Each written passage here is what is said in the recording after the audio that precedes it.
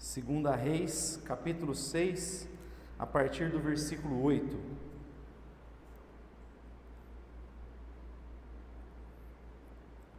Diz assim: Ora, o rei da Síria fazia guerra a Israel. Depois de consultar os seus oficiais, disse: em tal e em tal lugar estará o meu acampamento. Mas o homem de Deus mandou dizer ao rei de Israel: guarda-te de passares por tal lugar, porque os sírios estarão descendo ali. Pelo que o rei de Israel enviou homens àquele lugar, de que o homem de Deus lhe falara, e de que o tinha avisado, e assim se salvou não uma nem duas vezes. Esse incidente turbou o coração do rei da Síria, que chamou os seus oficiais e lhes disse: não me farei saber quem dos nossos é pelo rei de Israel? Disse um dos seus oficiais: nenhum de nós, ó rei meu senhor. Mas o profeta Eliseu, que está em Israel, faz saber ao rei de Israel as palavras que tu falas na tua câmara de dormir. Disse o rei: ide ver de onde ele está, para que envie homens e mande trazê-lo. Deram-lhe aviso e dizendo: está em Dotã. Então enviou para lá cavalos e carros e um grande exército, os quais vieram de noite, cercaram a cidade. Quando o moço do homem de Deus se levantou muito cedo e saiu, viu que um exército com cavalos e carros tinha cercado a cidade. Então seu moço lhe perguntou: ai meu senhor, o que faremos? Ele respondeu: não temas, mais são os que estão conosco do que os que estão com eles. E orou Eliseu: ó Senhor, peço que lhe abras os olhos para que veja. E o Senhor abriu os olhos do moço, e ele olhou e viu que um monte estava cheio de cavalos e carros de fogo em redor de Elias, enquanto o inimigo descia contra ele. Eliseu orou: Senhor, fere, peço-te, de cegueira esta gente. E feriu-a de cegueira, conforme a palavra de Eliseu. Disse-lhe Eliseu: não é este o caminho, nem é esta a cidade. Segui-me e vos guiarei ao homem que buscais. E os guiou a Samaria. Tendo eles chegado a Samaria, disse Eliseu: ó Senhor, abre a estes os olhos para que vejam. O Senhor abriu os olhos e olharam, e viram que estavam no meio de Samaria. Quando o rei de Israel os viu, perguntou a Eliseu: feri-los-ei, meu pai? Respondeu ele: não os ferirás. Ferirás tu os que tomastes prisioneiros com a tua espada e com o teu arco. Põe-lhes diante pão e água para que comam e bebam e voltem para o seu senhor. Assim apresentou-lhes um grande banquete, e depois comeram e beberam, despediu e voltaram ao seu senhor, pelo que não entraram mais tropas de sírios na terra de Israel. Te damos graças, Pai, pela tua santa palavra nessa manhã, que o teu Espírito venha falar conosco e com cada um nas suas casas nesse momento, nos fortalecendo, nos edificando, trazendo ânimo e fé ao coração de cada um. É o que te pedimos em nome do teu Filho Jesus. Amém. Versículo de número 15, o moço do profeta Eliseu diz: o que faremos, meu Senhor? O que faremos agora? Quando ele vê o exército da Síria, ele diz: o que faremos? Essa expressão, essa pergunta, ela tem sido feita muitas vezes ao longo dos últimos meses. O que nós vamos fazer agora? Diante dessa crise de saúde, o que nós vamos fazer? Quantos pais de família, o que eu vou fazer agora? Perdi o meu emprego. O que eu vou fazer agora, empresário? Eu não posso abrir mais minha empresa, estou proibido de ganhar o meu pão. O que eu vou fazer? As contas estão acumulando, o que eu vou fazer? Eu não posso sair para ganhar nem mesmo o meu pão, meus filhos não estão podendo estudar, o que eu vou fazer? Quantas vezes você não se fez essa pergunta ao longo dos últimos meses? O que eu vou fazer? O que eu vou fazer? Para ter uma ideia, eu li um texto na rede social ilustrando um pouquinho da situação do empresário, do trabalhador no Brasil. Diz mais ou menos assim: é como se você estivesse dentro do garrafão, sozinho, pronto para fazer a cesta, e o juiz apita, e agora o jogo é futebol, não é mais basquete, você está com a bola na mão, dentro da área, é pênalti contra o seu time. Essa é a situação do empresário. Fecha, abre, o cara não sabe mais o que fazer, e a gente vai repetindo: o que vamos fazer? O que nós vamos fazer diante de um exército de adversidade, diante de um exército de problemas que a gente tem enfrentado? Eu gostaria de pensar com vocês que estão aqui nessa manhã e os que estão nos acompanhando em suas casas, sobre como a gente deve agir diante desse cenário apavorante muitas vezes, né? Que nós olhamos e parece algo irreversível. Tantos problemas, um exército de problemas. O que nós vamos fazer e o que a gente aprende aqui com o profeta Eliseu nessa situação? A primeira coisa que eu gostaria de compartilhar está logo aí no versículo 9. A gente precisa aprender, diante desse exército de problemas, a buscar a orientação de Deus. Busca a orientação dos homens de Deus. Olha aqui comigo o versículo 9, diz que o rei da Síria fazia armadilhas para apanhar Israel, para apanhar o rei de Israel, mas Eliseu, ele tinha orientação de Deus, ele se dirigia ao rei de Israel e dizia: não passe por ali, porque ali existem armadilhas e você vai ser enredado. E o rei de Israel ouvia o conselho de Eliseu e ele conseguia escapar, e o texto diz, não uma ou duas vezes, mas várias vezes Deus trouxe o livramento a partir dele ter acatado a palavra do profeta. O rei de Israel buscava conselhos com o profeta de Deus. Ele não se movia sem antes ouvir a palavra de Deus por meio da boca do homem de Deus. Ele buscava saber qual era a vontade de Deus. Eu não me movo antes de ouvir a palavra de Deus, e quando ele acata a palavra de Deus, ele tem livramento. Quando ele acata a palavra de Deus, ele progride. Quando ele acata a palavra de Deus, ele vê a nação caminhando ainda, andando. O inimigo não triunfa sobre ele quando ele acata a palavra de Deus, quando ele ouve os homens de Deus. O texto diz em 2 Crônicas 20, que o rei Josafá, saindo de encontro a um grande exército, muito mais numeroso do que o exército de Judá, ele diz ao povo, depois do povo ter jejuado, depois do povo ter se humilhado diante de Deus, buscado ouvir a voz de Deus antes de tomar uma decisão, ele diz: credes nos profetas que vocês vão progredir, crede naqueles que estão fundamentados na Bíblia, na palavra de Deus. Não é qualquer um que vai dizer em nome de Deus, mas aquele que está embasado na palavra eterna de Deus, porque o que sustenta o mundo é a palavra de Deus.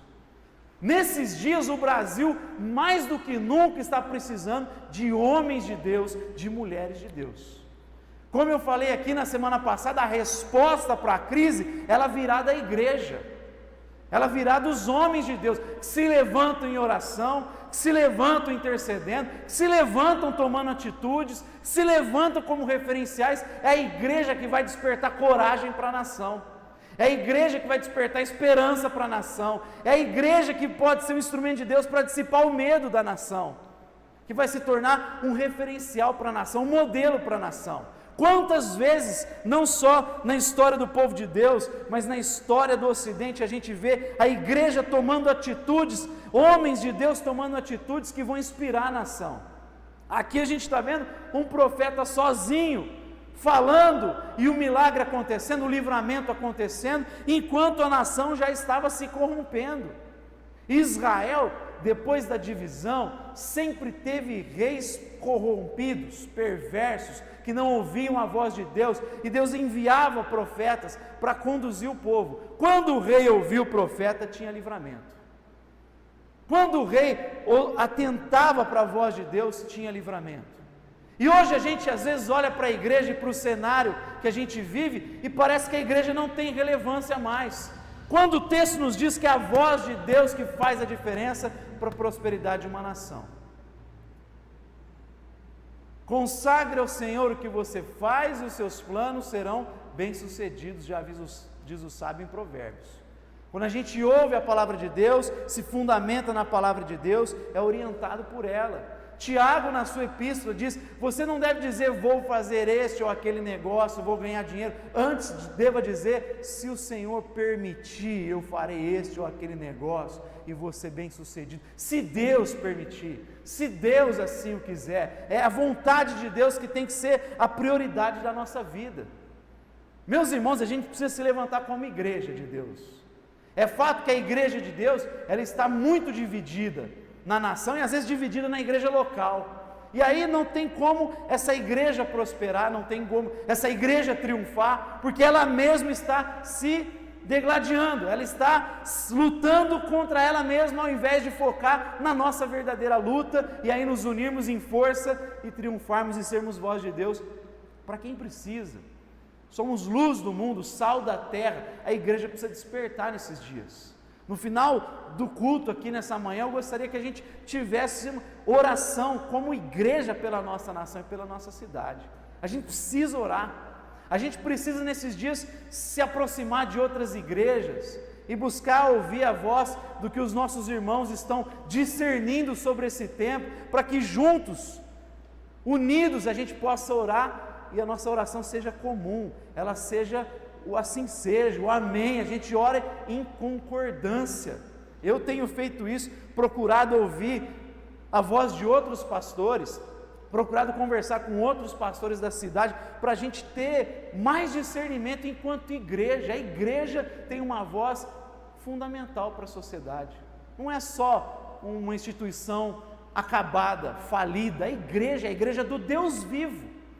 É fato que a igreja é o povo de Deus, mas eu já falei aqui várias vezes, usando o texto de Efésios, o texto de Coríntios e toda a lógica da estrutura bíblica, inclusive do próprio ser de Deus, que Deus se manifesta no povo, não é em cristão individual fazendo o que bem entende, é o povo unido, é o povo junto, é o povo se pastoreando mutuamente. É ali que Davi diz: Deus derrama a bênção. Na união da igreja, a igreja, nós precisamos ouvir a voz de Deus, e nesses dias os homens de Deus, como diz aqui no verso 9, precisam levantar e dizer: não vá por aqui, não vá por aqui, porque aqui é a armadilha, aqui é a cilada. Ouça a palavra de Deus nesses dias, busque orientação e, acima de tudo, seja esse homem de Deus, essa mulher de Deus na sociedade. Amém? Segunda coisa que o texto ensina para nós: não estranhe o levantar do inimigo. Não ache estranho a oposição do inimigo.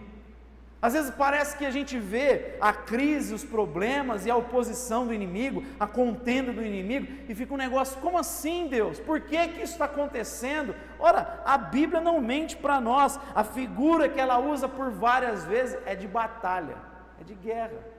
Efésios 6, nós estamos numa batalha. Não é que você está numa batalha em algum tempo, você está numa batalha até o dia que Deus te recolher.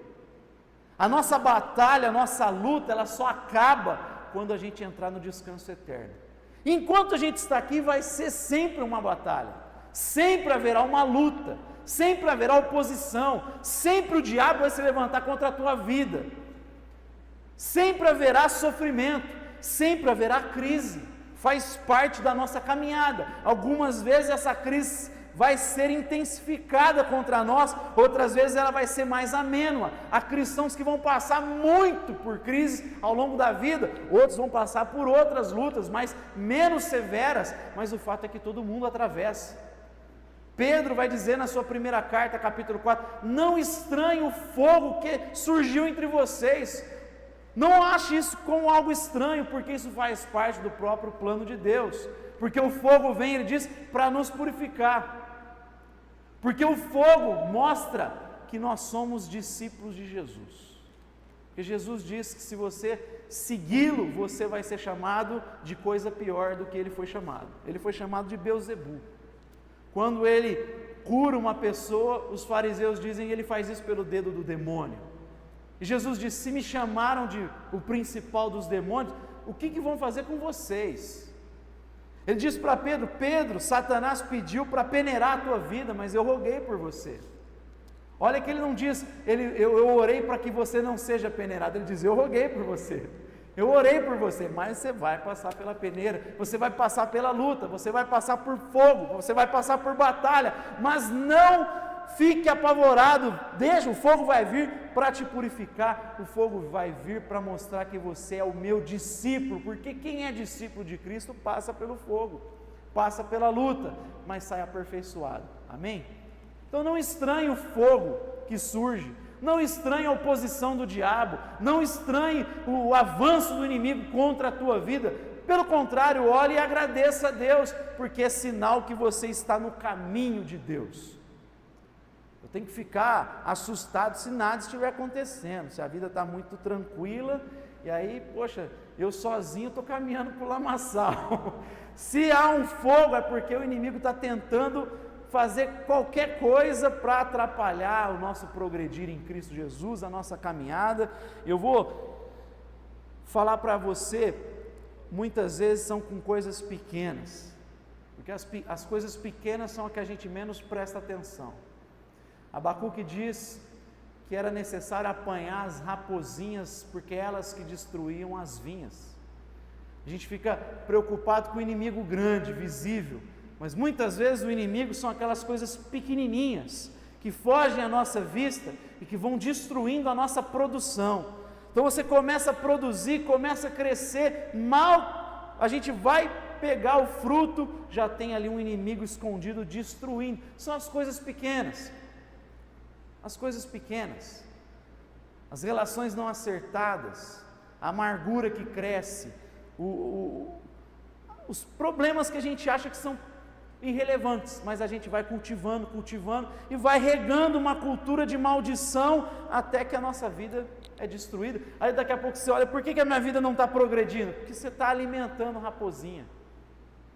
Ao invés de se levantar como servo de Deus, discernir aquilo que vem da parte de Satanás, para tentar destruir, para tentar minguar a nossa fé, e a gente orar e se posicionar como servos do Deus Altíssimo. Segunda coisa, então não estranhe o fogo que surge, não estranhe a oposição do inimigo. O rei da Síria vai vir mesmo contra Israel, ele é inimigo, ele é opositor.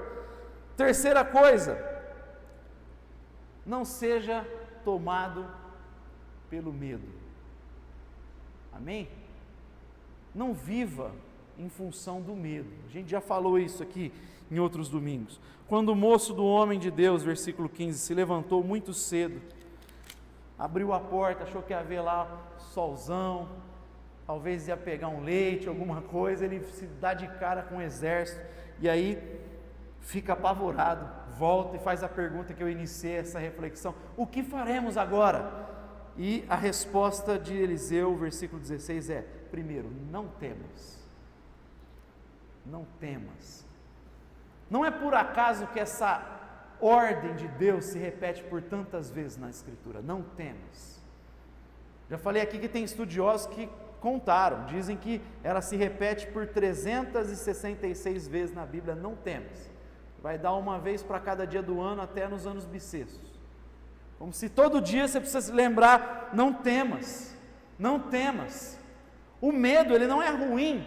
De certa forma, o medo, numa dosagem boa, ele é bom, ele comunica ao nosso corpo, à nossa mente, sobre os riscos, para que a gente não venha se machucar, não venha ter problemas. Agora, quando o medo tem uma proporção grande e domina a nossa vida, que é aqui que serve esse imperativo, não temas, a gente vai cair em estágios gravíssimos. Um deles é o que se vê com frequência na sociedade, especialmente nesse ano, que é a síndrome do pânico. A síndrome do pânico, você já não consegue lidar com a realidade. Você começa a alucinar, você tem medo de tudo, é um pavor que você não consegue sair da cama, não consegue sair de casa. Lembra aqui que eu falei na semana passada que eu fui visitar com o pai do Danilo uma mulher há 1 ano e meio? Aquilo era uma síndrome do pânico. Ela tinha medo de sair da cama, de ter algum problema. Gente que não entra num carro com medo de acidente. Mas é um medo gigantesco. Existe risco? Existe em tudo. Tudo tem risco. Viver tem risco. Só que você vive em função do risco e você não faz nada, fica em casa, isolado, com medo, apavorado. Esse é o medo escravizador. É o medo do moço. Que faremos? Não tem como, é impossível. E Eliseu, não temas. Não temas. A Bíblia repete isso. Geralmente, não temas, vem acompanhado de eu sou contigo. Por que eu não temo? Porque Deus é comigo. Não temas. Por que eu não devo temer? Jesus diz, porque eu venci o mundo. Não temas, eu venci o mundo. Eu sou contigo. Que é o que Eliseu vai concluir aqui no versículo 16. Não temas, mais são os que estão conosco dos que estão com ele. Não temas, nós servimos a um Deus grande. Não temas, nós servimos ao Altíssimo. Não temas, nós servimos ao Autor da criação. Não temas, nós servimos aquele que sustenta a criação, sustenta todas as coisas, sustenta o próprio inimigo. Não temas, Ele está conosco. Se Deus é por nós, diz Paulo, quem será contra nós? Se o Altíssimo criou todas as coisas, é um Deus onipotente, é por nós, quem será contra nós? É o que Eliseu está dizendo, maior são aqueles que estão conosco do que aqueles que estão com ele. Não temas, lembra do teu Deus. Por que o moço ficou apavorado? Porque ele só viu o exército. Ele esqueceu que tinha um Deus que ele servia. Ele esqueceu do Deus do homem de Deus, do Deus de Eliseu. Ele esqueceu dos livramentos através da vida de Eliseu, que Deus havia dado, dos milagres que Eliseu fez, que abre aqui, parênteses, curiosidade, o dobro dos milagres de Elias, e no final da vida ele diz, eu quero porção dobrada, e a graça de Deus vem sobre Eliseu, e eu te digo, a graça de Deus vem sobre os filhos de Deus. Quando Elias joga a capa, e Eliseu vai começar o seu ministério, ele está diante do riacho, as pessoas olhando para ver, vamos ver se o Deus de Elias está com Eliseu. Ele bate a capa, a água se abre e ele atravessa o riacho, para mostrar que o Deus que estava com Elias está com Eliseu. Eu digo, está com cada um de nós. O mesmo Deus está conosco. O mesmo Deus que visitou a vida de Elias num momento de crise política, econômica, num momento caótico da nação, e usou a vida dele, protegeu a vida dele, é o Deus que caminha conosco hoje, é o mesmo Deus. Jesus Cristo é o mesmo ontem, hoje e será para sempre. Não temas, não seja dominado pelo medo. Mas há um quarto ensino aqui para nós. O que é que nós precisamos? Aprender a olhar para a vida pelos olhos da fé. Não temas, maior é aquele que está conosco. E aí Eliseu ora, Pai, abre os olhos dele. Ele está apenas olhando para o cenário natural. Francis Schaeffer, um pensador cristão, ele ilustra num dos livros dele, diz que existem dois tipos de pessoas, ele ilustra com duas cadeiras. Ele fala que existe aquele que se assenta na cadeira do naturalista, ele só enxerga a matéria, ele só enxerga o visível, só enxerga o palpável, enquanto existe aquele que olha para a realidade, mas ele sabe que existem verdades que vão além daquilo que os nossos olhos enxergam, que é a cadeira do sobrenaturalista. Essa é a cadeira do cristão. A vida não se resume à matéria, a vida não se resume àquilo que eu toco. Tem muito mais coisas e verdades que vão atrás daquilo que eu toco, daquilo que eu enxergo.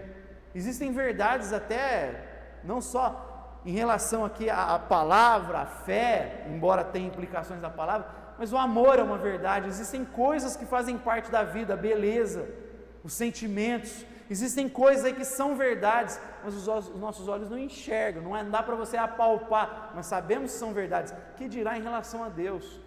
Então a gente não olha para a vida com um olhar limitado. Paulo diz que nós não vivemos por aquilo que vemos, mas por aquilo que não vemos. É nisso que reside a nossa esperança. A gente se move com convicção porque nós sabemos que existem coisas maiores. Há um reino celestial, há um Deus acima de todas as coisas, e que a vida não se limita a essa existência. Por isso que a gente não deve temer nem mesmo a morte, nem mesmo a morte. Paulo, se aproximando da morte, ele, mesmo não querendo morrer por conta dos cristãos, ele diz, se eu morrer vai ser muito melhor, porque para mim o viver é Cristo, e morrer é lucro. O cristão não teme a morte, porque para ele a morte não é ponto final, não acabou. Por mais que doa no coração, por mais que a gente sinta saudades de amigos e parentes que perdemos, mas nós sabemos que em Cristo, essas pessoas não morreram. Jesus diz que é o Deus de Abraão, de Isaac e de Jacó, Deus de vivos, não de mortos. Quem está em Cristo já passou da morte para a vida. Já está na vida, porque só tem vida em Cristo. Então é olhar com esse horizonte, é viver pela fé, é saber que por mais que pareça difícil, em Cristo é possível, em Cristo é possível. É o que Davi fez diante de Golias. Os israelitas estavam olhando para Golias somente pela lógica natural, e por isso que eles conseguiram perceber o peso do escudo de Golias, porque se você tem noção de proporção, você consegue medir ali, calcular até o peso do negócio. O escudo dele ele tem 3,30 de altura, o escudo dele tem mais ou menos 2 e tanto, o material ali, você faz um cálculo, você chega às conclusões que os israelitas chegaram. O escudo dele pesa X, a lança pesa Y, precisou de tantos homens para carregar o escudo, e aí eles estão ali calculando, só estão olhando para o natural, enquanto Davi vai e diz: eu vou em nome do Deus vivo, eu vou fazer você engolir cada palavra que você disse contra o meu Deus. Ele vai muito além do que os israelitas estavam olhando, ele vai pela fé no Deus vivo e vence o gigante. Impossível era, mas em Cristo foi possível. Davi simboliza o que Cristo fez por nós, a vitória que ele fez por nós, mas ao mesmo tempo ele nos motiva a encarar a vida pelos olhos da fé. A gente precisa andar pela fé, crer no Deus vivo que está conosco e que sustenta a nossa vida em todo o tempo. Para de olhar pela lógica natural, não seja um materialista na prática.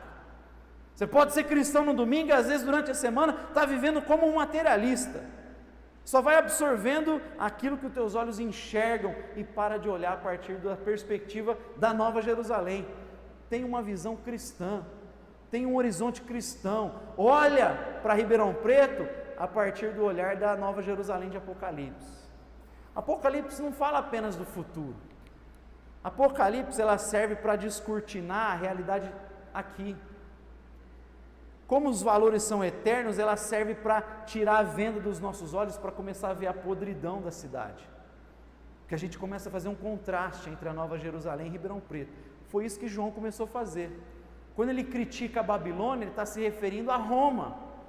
E aí, diante da Nova Jerusalém, que está descortinando-se para ele começa a ver a podridão em Roma, ele começa a ver as almas e corpos humanos que eram vendidos, comercializados, ele começa a ver toda a nojeira, porque o reino de Deus é assim, ele traz luz, e aí a gente toma um susto e começa a ver a podridão que tem na nossa cidade, na nossa própria vida. Lembra lá de Isaías, quando ele vê a glória, o trono de Deus, ele diz: ai de mim, porque eu sou um homem impuro e vivo no meio de um povo de impuros lábios. Diante da Nova Jerusalém, diante do reino de Deus, a nossa vida é deslumbrada, a luz chega e vê as trevas que existe. Então a gente tem que começar a olhar por ela, porque ela vai nos dar luz, vai nos dar direção, vai nos mostrar o que não ouvir e para onde ir. Por isso que eu tenho que olhar a partir do reino de Deus. Por isso que Paulo diz em Colossenses: pensar nas coisas do alto, deixa o alto assumir o controle sobre a tua mente, para que você possa perceber o que não ouvir, o que descartar, o que desprezar e aonde você deve ir. Peça visão espiritual, é o que a gente aprende aqui, amém? Então a gente aprendeu aqui orientação, ouvir os homens de Deus, a gente aprendeu aqui a não estranhar o fogo que surge entre nós, a oposição do inimigo. A gente aprendeu aqui não ser movido pelo medo, não ser tomado pelo medo, e aqui a gente aprendeu a ter um olhar de fé, olhar para a vida com os olhos da fé.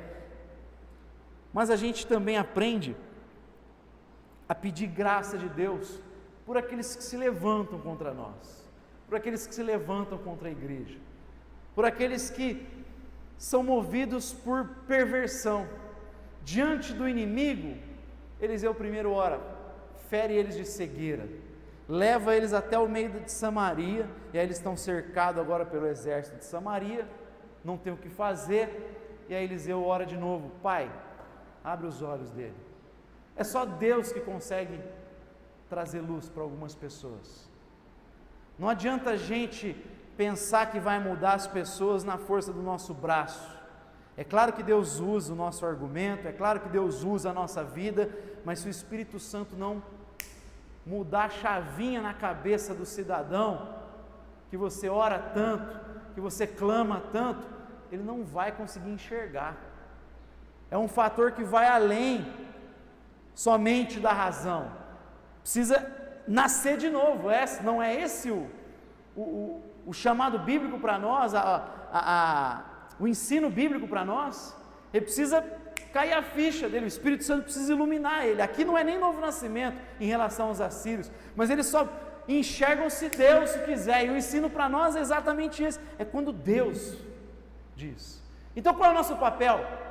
Clamar, interceder para que Deus dê luz para as pessoas, que você tanto ore, e até aqueles que se levantam, aqueles que te machucam, aqueles que te caluniam, aqueles que se opõem à igreja, inclusive no Brasil. Deus, dá luz, abre os olhos dessa gente, faça-os enxergar, abre os olhos, é clamar pela vida das pessoas, clamar para que Deus traga visão para as pessoas. Hoje o Brasil está precisando de orientação, como eu falei há pouco, é a gente clamar para que Deus traz luz para quem está nos liderando, e traz luz para o povo, para que a gente seja uma voz, para que a gente tenha sensibilidade. Abra os nossos olhos, que a nação aprenda a ouvir aquilo que é necessário nesses dias. Então vamos clamar, a gente aprende aqui a clamar para que Deus abra, traga iluminação. Paulo orou pelos Efésios, que Deus ilumine os olhos do coração de vocês, para a gente crente ali, mas para que eles amadureçam ainda mais, é preciso uma obra do Espírito Santo nesse sentido. A gente precisa orar para que haja essa mudança. E por fim, a gente nunca pode esquecer, no meio dos exércitos de problemas, dos opositores, a gente não pode se esquecer que a gente vence o mal com o bem. O rei de Israel falou: vamos matar esses caras agora? Eliseu falou: olha, você faz isso com quem você capturou com a tua espada. Curioso, porque Eliseu não fala nada contra o exército, ele não diz que isso é errado, ele não fala nada de pecado do exército, mas ele fala: aqui não. E ele prepara um grande banquete. Vocês estão rindo que a gente tem uma piadinha interna sobre o grande banquete, o pessoal que viajou junto aqui, mas ele prepara um banquete para os inimigos, despede eles vão embora. O texto diz ali que eles não retornaram, aquele povo ali. Ele vence o mal com o bem, ele dá de comer para os inimigos. Paulo diz em Romanos que nós vencemos o mal não confrontando com outro mal, mas pela prática do bem. Diz certo pensador que você devolver o bem recebido com o mal é diabólico, você devolver o mal recebido com o mal é coisa de humano, mas devolver o mal com o bem, isso é divino. A gente só consegue fazer isso com a graça de Deus. A gente só vai conseguir vencer o mal praticando o bem e não se omitindo de fazer o bem. A ideia de Paulo aqui nos coloca na ação, nos coloca em movimento. Não é você vai vencer o mal deixando de fazer o mal, não, é fazendo o bem, é praticando o bem. Como eu falei aqui, homens de Deus se levantaram na história e venceram o mal da segregação fazendo o bem.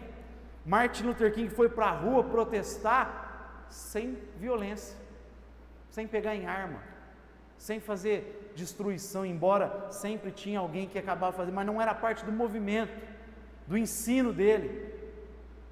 Eles quebraram 2 empresas de transporte público que não permitia que os negros se assentassem quando um branco estivesse de pé, simplesmente deixando de pegar ônibus. Tá bom, enquanto ter essa lei imoral, errada, porque uma lei injusta não é lei alguma, diz Santo Tomás de Aquino, e Martin Luther King escreve isso na grande carta dele da prisão de Birmingham. Uma lei injusta não é lei alguma, eu não tenho que respeitar leis injustas, isso é parte do ensino cristão. Quando os discípulos foram proibidos de pregar o evangelho pelas autoridades, eles disseram: antes importa obedecer a Deus do que aos homens. Você está percebendo que eu estou usando esses exemplos para mostrar que isso também é bem, o confronto também faz parte do bem. John Stott dizia que às vezes a degradação moral vem sobre uma sociedade por falta de um autêntico protesto cristão. falta de ser sal, de confrontar os poderes, falta de se posicionar como igreja. A gente está vendo aqui um Eliseu que sempre se posiciona, um Elias na semana passada que foi se apresentar diante do rei Acabe, o pior rei que aquela nação teve, e ele vai lá e confronta o rei, tem peito para confrontar o rei, e Deus usa a vida dele e mostra, dá uma lição para o rei. Então é assim que a gente vence o mal que está se estabelecendo na nossa vida, na sociedade, pela prática do bem. É tanto ajudando com solidariedade, mas também se posicionando quando necessário, como Luther King se posicionou, mas sempre movido pelo bem, não pelo ódio. Não pelo ódio. Você tem que ser movido pelo amor, pela graça, pelo interesse com o reino de Deus. Como é que a gente lida diante de um exército de problemas? Então, primeiro, homens de Deus, ouça a orientação de Deus. Segundo, não ache isso estranho, faz parte da nossa vida nesse mundo caído. Isso vai ter com intensidade ou com menos intensidade. Talvez a gente vá experimentar daqui a um tempo com muita intensidade. E a gente tem que estar preparado para isso.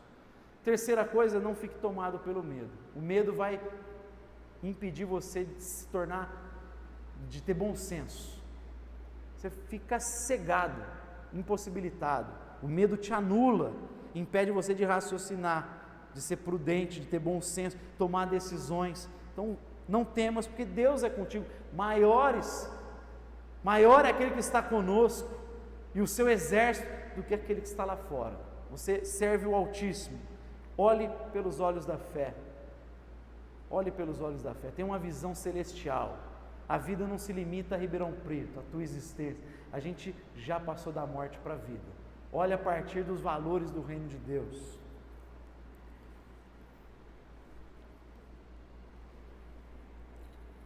Vença o mal com o bem.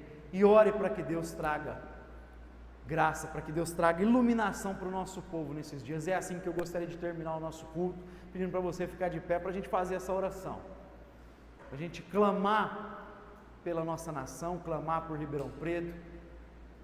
Pedir que nesse momento, que a gente não sabe o que virá, que Deus traga um quebrantamento para a igreja no Brasil, para que a igreja consiga deixar até aquelas diferenças mais gritantes, que a gente consiga se unir pelo menos em alguns pontos em comum. A gente pode discordar de muita coisa com outras igrejas, mas em algumas coisas a gente concorda. Nisso a gente tem que se unir. Naquilo que a gente concorda, a gente tem que se unir, mas pedindo sempre para Deus dar discernimento. Vamos pedir para Deus. Deus precisa mover o coração, é Deus que vai trazer resposta. A gente viu aqui, a nação prosperou quando se ouvia a orientação de Deus, quando os homens de Deus se levantaram. Pai,